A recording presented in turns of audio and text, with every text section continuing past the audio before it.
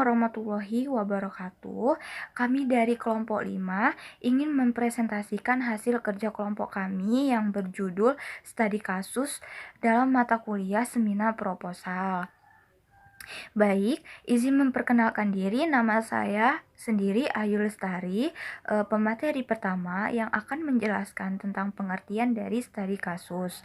Pengertian studi kasus itu sendiri ialah suatu serangkaian kegiatan ilmiah yang dilakukan secara intensif, terinci dan mendalam tentang suatu program, peristiwa, dan aktivitas baik pada tingkat perorangan, sekelompok orang, lembaga, dan organisasi untuk memperoleh pengetahuan mendalam tentang peristiwa tersebut.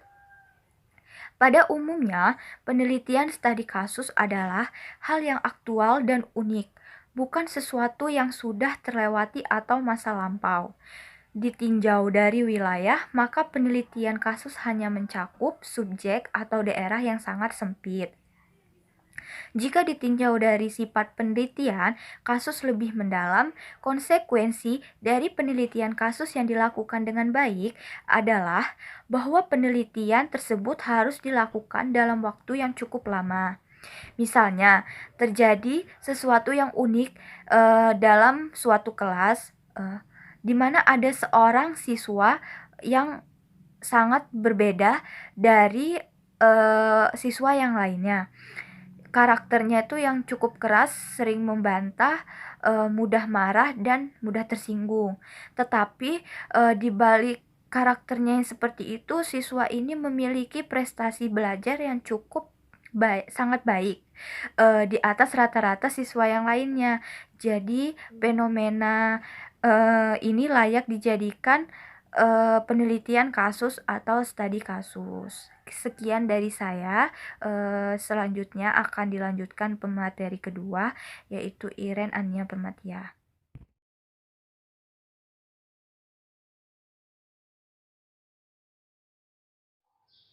Baiklah, di sini saya akan melanjutkan presentasi dari Ayu Lestari, yaitu 2 tujuan dari penelitian studi kasus. Nah, tujuan dari penelitian studi kasus ini ada 3. Yang pertama yaitu untuk menguji pertanyaan dan masalah penelitian yang mana hal itu terlepas dari konteksnya. Dan yang kedua yaitu bertujuan untuk mengungkapkan khasan atau keunikan karakteristik yang terdapat di dalam kasus yang akan diteliti. Nah, yang ketiga itu untuk memberikan deskripsi atau menguji teori dan menghasilkan teori tersebut. Nah, selanjutnya yang ketiga, jenis-jenis dari penelitian studi kasus. Nah, di sini juga terdapat 3 jenis dari penelitian studi kasus. Yang pertama adalah studi kasus explanatory, yaitu merupakan studi kasus yang kompleks dan multivarian. Biasanya pada kasus explanatory ini digunakan dalam kasus kasual karena model pada kasus explanatory tepat digunakan untuk sistem pencocokan pola. Nah, yang kedua yaitu studi kasus exploratory, yaitu merupakan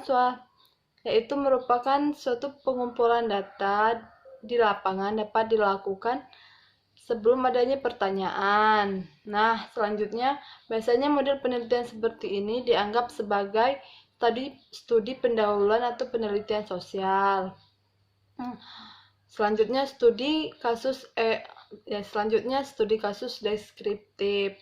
Nah, pada jenis studi kasus ini, kesimpulan akan dijabarkan dengan bentuk-bentuk deskripsi yang akan dikaitkan dengan teori atau temuan-temuan lainnya.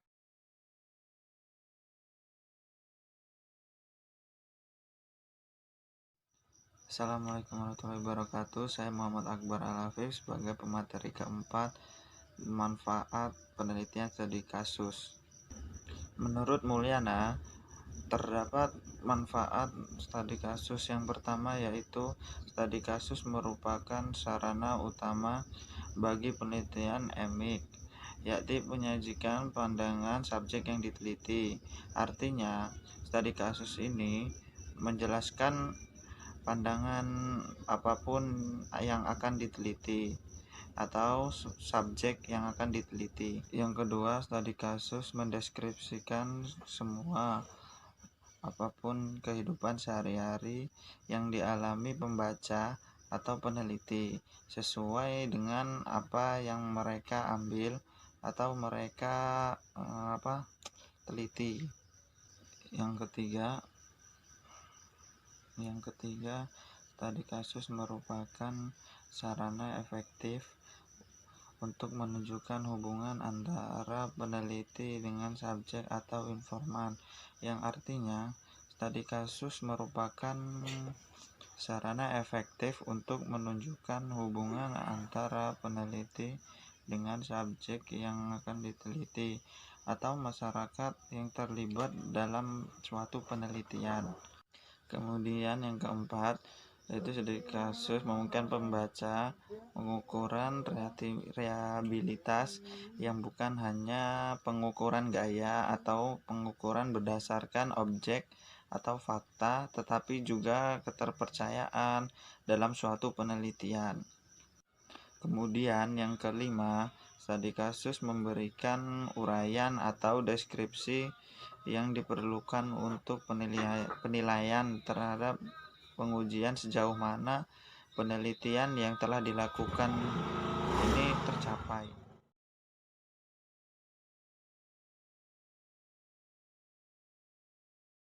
Yang selanjutnya yaitu langkah-langkah dalam melakukan penelitian studi kasus. Langkah yang pertama, pemilihan tema atau topik penelitian. Tema atau topik dalam penelitian menjadi hal yang sangat penting dalam kajian studi kasus. Memilih tema, alangkah baiknya peneliti haruslah melihat latar belakang yang menjadi bagian dari keilmuan. Terus yang kedua, kajian teori penelitian. Dalam upaya pengumpulan bahan bacaan, peneliti perlu mempertimbangkan dua aspek penting, yakni relevansi bahan bacaan atau literatur tersebut dengan topik bahasan.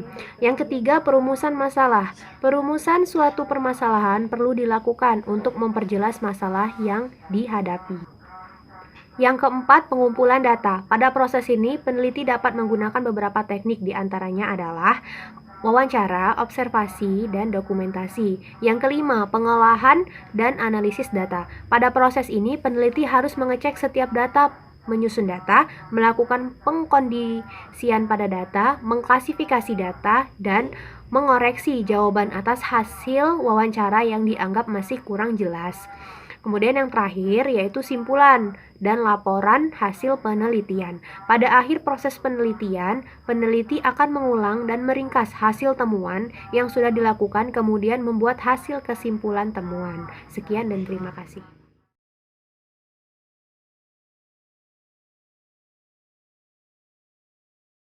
Selanjutnya, saya Yuka Ikhlasul Fikrom akan melanjutkan presentasi, yaitu contoh penelitian studi kasus. Contoh penelitian studi kasus yang dilakukan oleh Yunika Priyasanti Suryanto dan Wiwin Hendriani yang berjudul menggunakan studi kasus sebagai metode ilmiah dalam psikologi. Tujuan penelitian tersebut adalah menyajikan tentang penjelasan secara merinci dan detail terkait studi kasus sebagai bagian dari metode penelitian. Adapun teknik pengumpulan data yaitu yang pertama yaitu dokumentasi. Dokumentasi merupakan sebuah cara yang dilakukan untuk menyediakan dokumen-dokumen dengan menggunakan bukti yang akurat dari pencatatan sumber-sumber informasi khusus dari karangan atau tulisan, wasiat, buku, dan sebagainya. Dalam artian umum, dokumentasi merupakan sebuah pencarian, penyelidikan, pengumpulan, penguasaan, pemakaian, dan penyediaan dokumen. Dokumentasi ini digunakan untuk mendapatkan keterangan dan penerangan pengetahuan dan bukti.